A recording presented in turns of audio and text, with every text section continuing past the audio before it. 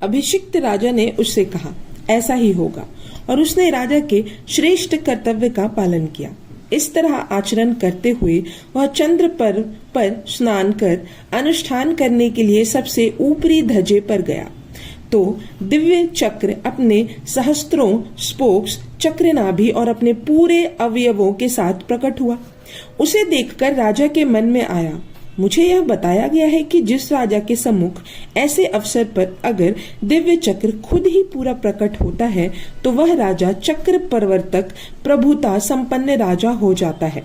मैं भी संसार का सर्व प्रभुत्व राजा बन सकता हूँ। प्रिय बंधुओं, वह राजा अपनी जगह से उठा और अपने एक कंधे से वस्त्र हटाकर अपने बाएं हाथ में एक घड़ा लिया और अपने दाएं हाथ से चक्र पर जल छिड़कते हुए कहा, हे दिव्य चक्र, आगे बढ़ो और विजय प्राप्त करो। आगे साथियों, वह दिव्य चक्र पूर्व दिशा की ओर बढ़ा और इसके बाद वह चक्र प्रवर्तक राजा उसके पीछे पीछे, उसके साथ उसकी सेना, अश्व, रथ तथा हाथी और मनुष्य गए।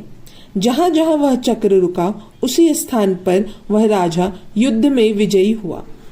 उस राजा ने और उसके साथ उसकी चतुरंगिनी सेना ने वही अपना आवास बना लिया।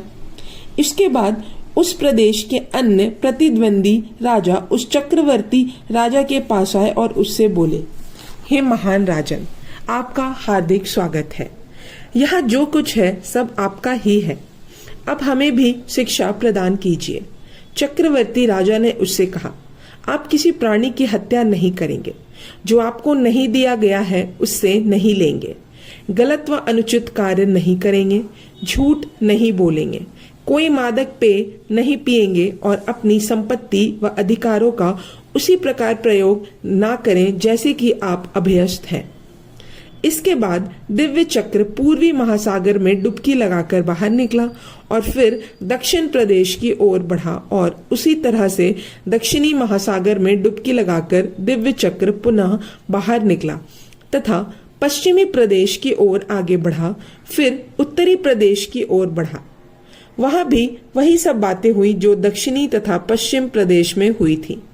दिव्य चक्र जब पूरी पृथ्वी पर महासागर की सीमा तक विजय पताका फहराता हुआ घूम चुका है तो वह राजसी नगर में वापस आया और रुक गया, जिससे उसे चक्र प्रवर्तक राजा के आंतरिक कमरों में प्रवेश द्वार पर न्याय कक्ष के सामने स्थित करने के संबंध में विचार किया जा सके, ताकि वह विश्व के अधिपति और प्रभु सत्ता संपन्न राजा के आंतरिक कमरों के सामने अपने गौरव के साथ चमकता रहे। बंधुओं, आगे एक दूसरा राजा भी चक्र प्रवर्तक हुआ और तीसरा, चौथा, पांचवा, छठा और सातवां राजा, एक विजेता योद्धा, बहुत साल बाद किसी व्यक्ति को यह कहकर आदेश देता है कि यदि आपको यह दिखाई पड़े कि दिव्य चक्र नीचे धंस गया है या अपने स्थान से सरक गया है तो मुझे आकर बताओ। बहुत अच्छा महाराज, उस मनुष्य ने उत्तर दिया। इस तरह से बहुत सालों के बाद व्यक्ति ने देखा कि दिव्य चक्र धंस गया है और वह अपने स्थान से खिसक गया है। यह दृश्य देखकर वह वीर राजा के पास गया और उसको बताया। फिर उस राजा ने वैसा ही किया जैसे कि स्त्रात्रय ने किया था और राजा के सन्यासी हो जाने के 7वें दिन दिव्य चक्र लुप्त हो गया। फिर कोई व्यक्ति राजा के पास गया और उससे जाकर कहा। वह राजा चक्र के लुप्त हो जाने पर दुखी हुआ और शोक से पीड़ित हुआ, परंतु वह राजा प्रभु सत्ता संपन्न अधिपति के श्रेष्ठ कर्तव्य के संबंध में पूछने के लिए सन्यासी राजा के पास नहीं गया, बल्कि अपने विचार से ही निशंक होकर जनता पर अपना शासन चलाता रहा। लोगों पर उसका शासन पहले शासन से अलग प्रकार का था। प्रभु सत्ता संपन्न राजा के आर्य श्रेष्ठ कर्तव्य का पालन करने वाले पूर्वीवर्ती राजाओं के शासन में वे जिस तरह से समृद्धिशाली थे, उसी तरह से इस राजा के शासन में समृद्ध नहीं रहे। इसके बाद बंधुओं, मंत्री, दरबारी, वित्त अधिकारी, रक्षक, पहरेदार, द्वारपाल तथा धार्मिक अनुष्ठान करने वाले सभी व्यक्ति राजा के पास आए और उससे बोले, हे राजन, आप अपनी जनता पर शासन अपने विचारों के अनुसार करते हैं, जो शासन विधि से भिन्न है।